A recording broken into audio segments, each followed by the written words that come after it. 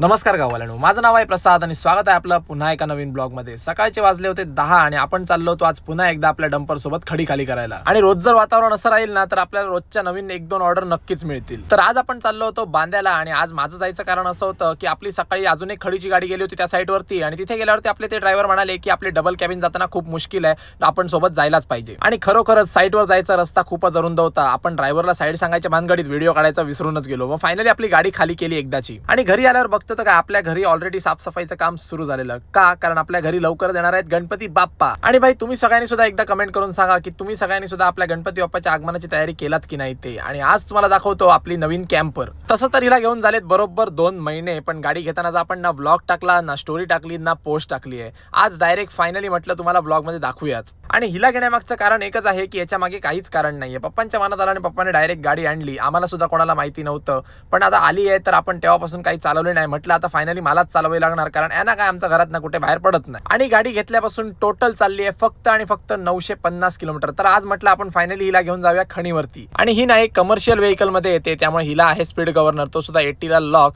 तर आपण तसंच 80 च्या स्पीडने मस्तपैकी खणीवरती जात तर होतो, पण आपल्या कमरेची मात्र बँड वाजणार होती हे तर नक्की होतं। आणि आज आपण खणीवरती ना धामापूर मार्गे जात होतो, त्यामुळे कासार टक्क्याच्या देवस्थानाजवळ थांबणं गरजेचं होतं। देवाच्या पाया पडलो मस्तपैकी आणि बाहेर आल्यानंतर ह्या ब्रिज वरून नाही वाहत्या पाण्याचा व्ह्यू बघितला, मन एकदम आनंदी झालं। आणि आज एवढ्या महिन्यांनंतर आपण खणीवरती येण्याचं कारण असं होतं की गेले 3 महिने आपली खण होती बंद, कारण कामगार नसल्याने आणि आपल्याला नवीन धंद्यात असल्यामुळे 3 महिने लागले नवीन कामगार शोधायला। तर आज खणीवरती येऊन म्हटलं आपण चेक करूया मशीन वगैरे सगळे नीट चालू आहेत की नाही ते। मशीन वगैरे तर बघायला आलो होतो आपण खरं, पण तेवढ्यातच आला जोरदार पाऊस, गाडीपर्यंत पळेपर्यंत तर आपण भिजूनच गेलो होतो। सो फायनली असा होता आजचा आपला दिवस। आणि तुम्हाला व्हिडिओ आवडला असेल तर व्हिडिओला नक्की लाईक करा, शेअर करा आणि आपल्या चॅनलला नक्की सबस्क्राईब करा।